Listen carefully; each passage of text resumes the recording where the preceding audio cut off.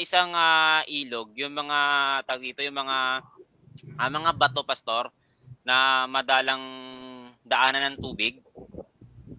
Yun yung yun yung nilulumot pastor eh. Tama ba?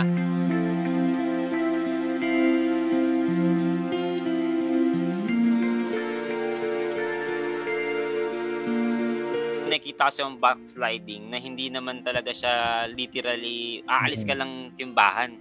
Kundi nandoon ka publicly, you are professing your faith kuno, pero you are backslide. Kumbaga pastor, yun nga, kinukrucify mo lang si Kristo paulit-ulit that you are displaying him in a public disgrace. Tulad niyan pastor, we are professing Christian. Sinasabi natin Kristiyano tayo, sinasabi natin Adventist tayo. Pero kapag ka nagsasalita ka naman, nagtuturo ka, hindi naman nakikita si Kristo.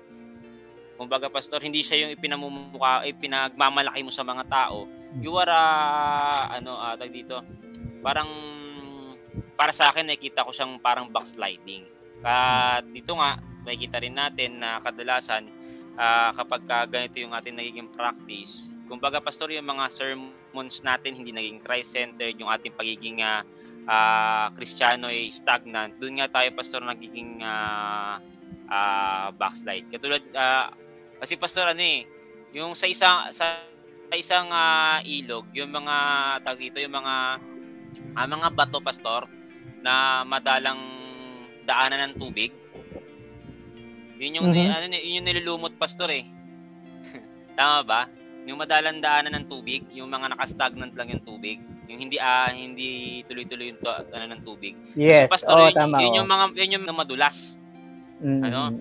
Doon kadalasan na nadudulas yung mga kapag umaakit kami ng bundok pastor, nasusubukan namin yan. Kaya ako naniniwala ako sa atin kapag nandun tayo sa stagnant na kalagayan na yun, doon tayo nagkakaroon ng possibility na maging backslide kahit nandito tayo sa loob ng church.